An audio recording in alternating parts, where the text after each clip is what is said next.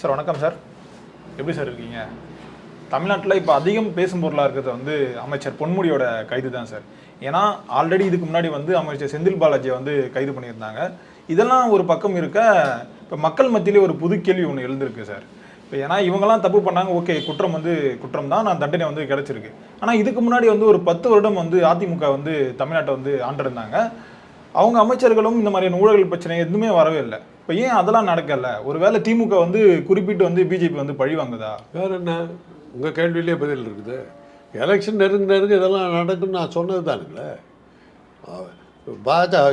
அதிமுக மேலே ஏன் நடவடிக்கை? வேலுமணி, தங்கமணி, ரங்கமணி, உதயகுமார் எல்லார் வீட்லையும் ரைட் ஆகி எல்லாத்தையும் ஒரு வழி பண்ணி வச்சுருக்காங்க. யாரையுமே கைது பண்ணல. கைது பண்ணதெல்லாம் யாருன்னு பார்த்தீங்கன்னா திமுக மாத்திரம் தான். ஏன்னா அவங்க கூட்டணியில் இல்லை. அமலாக்கத்துறையை வச்சு எதிர்கட்சிகளை மிரட்டுறது தான் பாஜகவுடைய வேலை. அதை தான் நான் சொன்னேன். அமலாக்கத்துறையை வச்சு இது பண்ணுவாங்க. அப்புறம் எலெக்ஷன் நெருங்க தீவிரவாத தாக்குதல் ஒன்று நடக்கும்னு. இப்போ நேற்று காஷ்மீரில் நடந்துருக்குது தீவிரவாத தாக்குதல். அதை இன்னும் பெருசு பண்ணுவாங்க.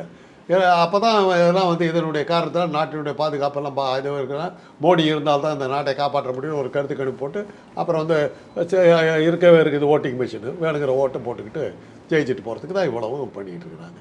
இது நான் சொன்னதை எடுத்து பாருங்களேன். பழைய என்னுடைய இதெல்லாம் எடுத்து பார்த்தீங்கன்னா நான் சொன்ன வகையில் தான் வந்துக்கிட்டே இருக்குது அந்த ஆக்ஷன். இப்போ நான் எதிர்பார்க்குறது என்னென்னா, பொன்முடி போட்டாச்சு. பொன்முடிக்கு அப்புறம் வந்து KN நேரு, சேகர் பாபு, ஜெகத் ரட்சகன், ஈரோடு முத்துசாமி, யாரெல்லாம் வந்து பவர்ஃபுல்லான அரசியல்வாதிகள் இருக்காங்களோ அவங்கள எல்லா வீட்லேயும் ரெய்டு நடக்கும். அவங்க எல்லாத்தையும் கைது பண்ணுவாங்க. அவங்கெல்லாம் உள்ளே போயிட்டதுனால திமுகவுக்கு செல்வாக்கு போயிடுச்சு. அதனால் வந்து தோற்று போயிட்டாங்கன்னு சொல்கிறதுக்கு அது இவங்க வெற்றியை நியாயப்படுத்துறதுக்கு இந்த கைதுகள்லாம் இருக்குது. அவ்வளோதான், அது வேறு ஒன்றுமே இல்லை. சார், இப்போ இந்த கைதுகள் வந்து பொன்முடி கைதை வந்து நான் எதிர்பார்த்தேன். ஏன்னா விழுப்புரம் பக்கத்தில் அவர் முடிச்சோடா மன்னனா நிற்கிறாரு. அவங்க ஒன்றும் கிட்டே போக முடியாது. எலெக்ஷன் நேர்மையாக நடந்ததுன்னா பொன்முடி ஆட்கள் தான் ஜெயிப்பாங்க. எலெக்ஷன் நேர்மையாக இருந்தால் பாஜக ஒரு இடத்துல கூட ஜெயிக்காதுங்கிறது அடுத்த ஒரு பாயிண்ட். அது நேர்மையாக நடக்கிறதுக்கு இனிமேல் வாய்ப்பு இல்லைங்கிறது தெளிவாக தெரிஞ்சு போச்சு. இந்த 3 மாநில தேர்தல்களில் அவங்களும் இன்றைக்கி நான் என்னென்ன சொல்லிகிட்டு இருந்தோம் அது இன்றைக்கி அவங்களும் சொல்கிறாங்க. ஓட்டிங் மிஷின் வந்து ஃப்ராடுங்கிறது வந்து நான் ஒரு வருஷமாக நானும் ஐயநாதன் சாரும் திருப்பி சொல்லிட்டு இருந்தேன். யாரும் கேட்கல. இன்றைக்கி நாங்கள் சொன்னது எதிர்கட்சிகள் அதை இன்றைக்கி சொல்கிறாங்க, காங்கிரஸ்காரர் சொல்கிறாங்க. சார், இப்போ இந்த கைது வந்து ஏற்புடையதா சார்? ஏற்புடையது இல்லைங்கிறது ஒரே கேள்வி தான். அரசியலில் யார் யோக்கியம்? எவன் கொள்ளை அடிக்கலை? யார் மேலே ஊழல் குற்றச்சாட்டு இல்லை? இப்போ சொல்கிறாங்களே ADMKல ஜெயலலிதா எதுக்காக செத்தாங்க? தியாகம் பண்ணி போய் சுதந்திர போராட்டத்தில் கலந்துக்கிட்டா செத்தாங்க. ஏவன் குற்றவாளிங்கிற பேரோட ஜெயிலில் கடந்து ஹாஸ்பிட்டலில் விழுந்து செத்து போன ஒரே ஆள் தமிழ்நாட்டு அரசியலில் ஜெயலலிதா தான்.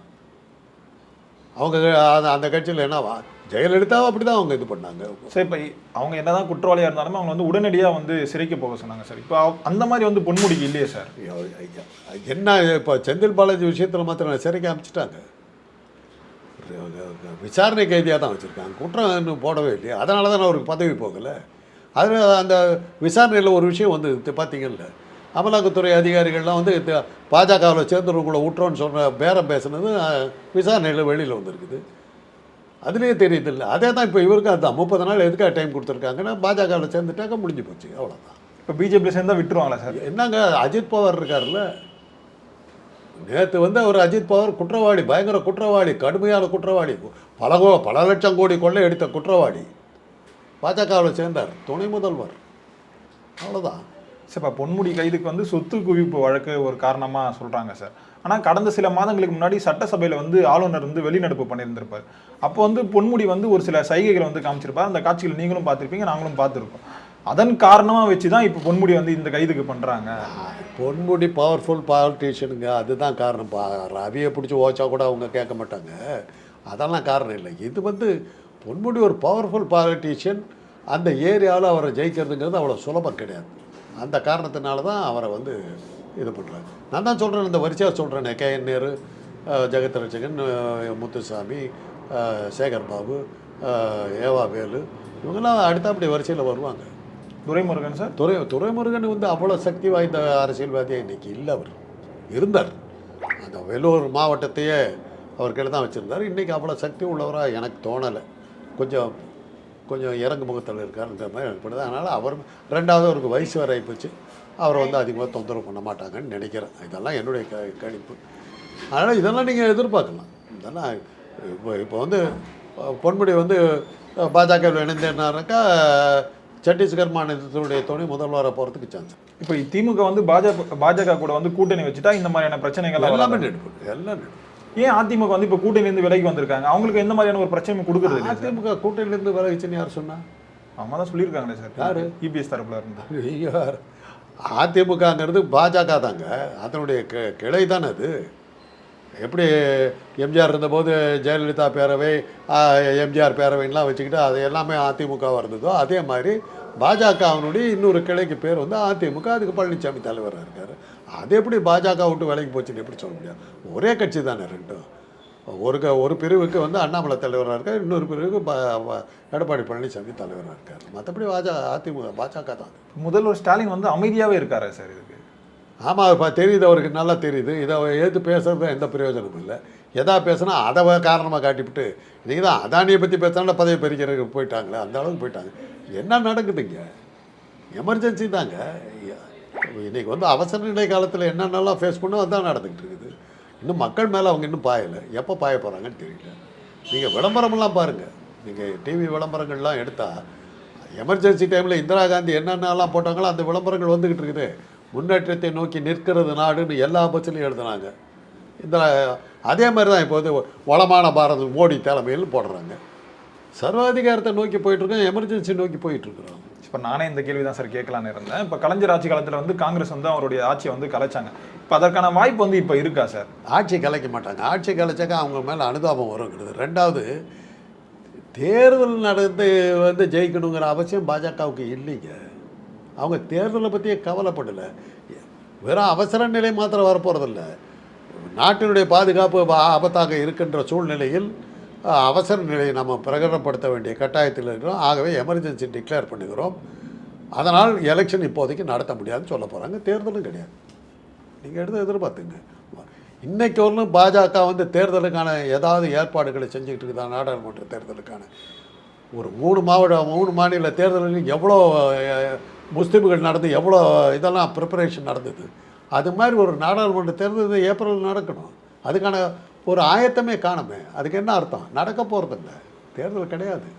இப்போ திமுகவோட அடுத்த கட்ட நகர்வாக என்ன சார் இருக்கும்? திமுக அடுத்த கட்ட நகர்வு எப்படா வெளியில் இருக்கிறதுக்கு அதை பார்க்குறது தான் இருக்கும். யாரை திமுக மாத்திரம் இல்லை, பாஜகவோட கூட்டணியில் இல்லாத அத்தனை அரசியல்வாதிகளும் ஜெயிலை பார்த்துக்கிட்டு தயாராக இருக்க வேண்டியது தான். அத்தனை பற்றி உள்ள தடுவாங்க, அதில் எந்த சந்தேகமும் வேணும். சார் இப்போ இந்திய கூட்டணியில் வந்து இந்த மாதிரியான கைதுகள் வந்து ஒரு சலசலப்பை ஏற்படுத்துமா சார்? அவங்க கட்சி கூட்டணியில் இருக்கும்போது அவங்களுக்கு இதே நிலைமை அவங்களுக்கு தான், அந்த கட்சியில் இருக்க அத்தனை பேர்த்துக்கு தான். இதில் இங்கே நீங்கள் இதை சொல்லிட்டு இருக்கீங்க, கெஜ்ரிவால் மேலே ஆயிரக்கணக்கான விஷயத்தை போட்டிருக்காங்க. அவர் கெஜ்ரிவாலுடைய உதவி முதல்வர் சிசோடியா மேலே எத்தனாயிரம் கேஸ் போட்டிருக்காங்க. பொன்முடியெல்லாம் ஒன்றுமே இல்லையே. கோர்ட்டுக்கு போவார், விடுதலையாவார், உடனே அடுத்த கேஸு. கோர்ட்டுக்கு போவார், விடுதலையாவார், அடுத்த கேஸு. ஒரு 30-40 கேஸ் போட்டு இன்றைக்கு ஒரு குற்றவாளியாக தானே வச்சுக்கிட்டு இருக்காங்க. அதுதான் பாஜக.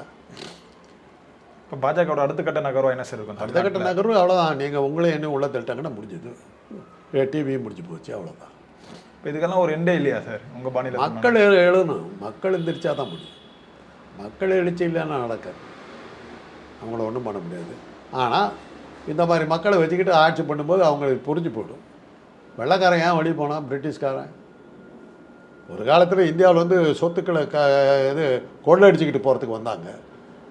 ஒரு காலத்துக்கு பிறகு இந்தியாவில் ஒன்றுமே இல்லை, பஞ்சத்தில் அடிபட்டு இந்த நாடே கிடக்குது. படுத்து தூங்கிக்கிட்டே இருக்கிறான், எந்திரிக்க மாட்டேங்கிறான், வேலை செய்ய மாட்டேங்கிறான், 3 வேளை சோறு போடுறாங்கிறான்.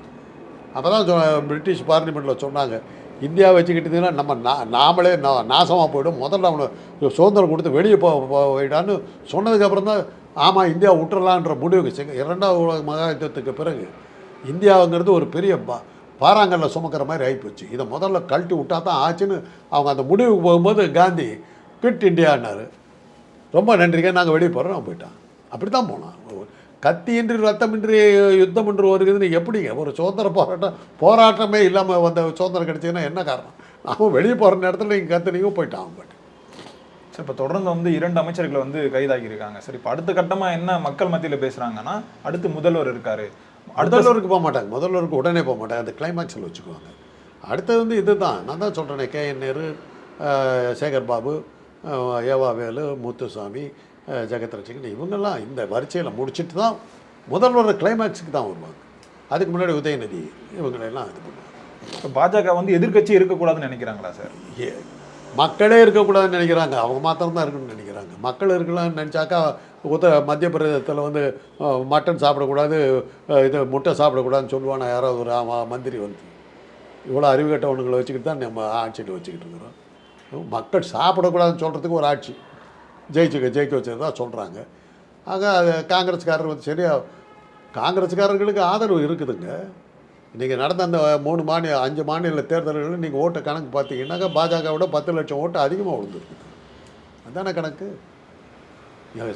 வழக்கப்படி எலெக்ஷன் கமிஷன் என்ன பண்ணால் தெலுங்கானாவையும் மிசோராமையும் கழித்து விட்டுட்டு இந்த 3 மாநிலத்தில் ஓட்டு கணக்கை மாத்திரம் போட்டு பாஜக அபரிதமாக வளர்ந்துருக்காங்க. இதை ரெண்டையும் சேர்த்தனாக்கா மொத்த ஓட்டு பார்த்தாக்கா பாஜகவோட காங்கிரஸுக்கு 10 லட்சம் ஓட்டு அதிகமாக விழுந்துருக்குது. மக்கள் ஆதரவு இருக்குது. மக்கள் காங்கிரஸுக்கு ஓட்டு போடுறதுக்கு அதை வந்து சரியான முறையில் சீராக்கி இது பண்ணு. இந்த தடவை காங்கிரஸ் பண்ண இன்னொரு தப்பு என்னன்னாக்கா எந்த கூட்டணி கட்சிகளை சேர்த்துக்காமல் தனியாக நின்னாங்க. தனியாக நின்று 10 லட்சம் ஓட்டு அதிகமாக வாங்கியிருக்கிறாங்க. கூட்டணி சேர்த்துருந்தாக்க ஆட்சியை பிடிச்சிருக்கலாம், தேர்தல் நேர்மையாக நடந்திருந்தா. ஆனால் அதுக்கான வாய்ப்பு இல்லைங்கிறத இப்போ தெரிஞ்சு போச்சே. அவங்களே சொல்கிறாங்க வாக்கேந்திரம் ஃப்ராடு பண்ணிட்டாங்க. சார் இப்போ தேர்தல்ன்றது வந்து அரசாங்க அதிகாரியும் சேர்ந்து தான் நடத்துறது. அது எப்படியா இருந்தாலும் ஒரு நேர்மையாக தான் நடந்திருக்கும். இப்போ நீங்கள் எப்படி நேர்மையாக நடக்கணும்? இல்லை அதான் நானும் உங்ககிட்ட கேட்குறேன். எப்படி ஈரோடு எலெக்ஷனில் என்னங்க நடந்தது? 9:30லேருந்து 10:30 மணி வரலும் முன்னணி நிலவரமே வரல. நான் ஒரு இது சேட்டலைட் டிவியில் உட்காந்துருந்தேன் தேர்தலில் விமர்சனம் பண்ணிக்கிட்டு. 9:30லேருந்து 10:30 மணி வரலும் 1 மணி நேரம் இந்த முன்னணி நிலவரமே அறிவிக்காமல் உட்காந்துக்கிட்டு இருந்தாங்க. என்ன முன்னணி நிலவரமே வர நாங்கள் பேசிக்கிட்டு இருக்கும்போது அங்கே இருந்த ஈரோட்டில் இருந்த ஊடகக்காரர்கள்லாம் என்ன முன்னணி நிலவரம்லன்னு ஒரு ரகலை பண்ண ஆரம்பித்தாங்க. கலெக்டர் ஓடியாந்து சமாதானப்படுத்த பார்த்தாரு, முடியல. அதுக்கப்புறம் போலீஸை அனுப்பிச்சு அந்த போலீஸ் அதிகாரி வந்து சமாதானப்படுத்த பார்த்தாரு. உள்ளே பூரா பார்த்தாங்க. உள்ளே பூரா பார்த்தோன்னே தேர்தல் கமிஷன் புரிஞ்சிருச்சு, ஓ மாட்டிக்குவோம். அதனுடைய விளைவு தான் நேர்மையான முறையில் ஓட்டு எண்ணி முடிச்சுட்டு சொன்னதனுடைய விளைவு தான் 70,000 ஓட்டு வித்தியாசம். வாங்கின ஓட்டு இல்லை, வித்தியாசம் 70,000 ஓட்டு. அதனால தான் 11 மணிக்கு அதிமுக வேட்பாளர் வந்து நான் இங்கே நேர்மையாக தேர்தல் நடக்கக்கூடியது ஓடி போயிட்டார். ஏன்னாக்கா வாக்கு எண்ணிக்கை நேர்மையாக நடக்க போது நம்ம ஜெயிக்க மாட்டோம்னு அவருக்கு தெரிஞ்சு போச்சு, அப்பயே ஓடி போயிட்டார். அதே தான் கர்நாடகா தேர்தலில். இதை பார்த்ததுக்கப்புறம் தான் பாஜகவுக்கு ஒரு பயந்து, ஒரு வேளை தேர்தல் ஆணையம் நேர்மையாக நடந்தால் நம்ம கதி என்ன? அதுக்காக தான் இவ்வளோ ப்ரிப்பரேஷன்ஸ், இவ்வளோ மிரட்டும். இந்த தேர்தலில் வந்து நேர்மையாக நடக்கணும்னு நினச்சாக்கா தேர்தல் ஆணையத்தினுடைய தலைவராக இருக்கிறவரை வந்து சரியான இடத்துல வைக்கலைன்னா இந்தியாவில் நடக்கிற தேர்தலெலாம் கேலி கூத்து தான்.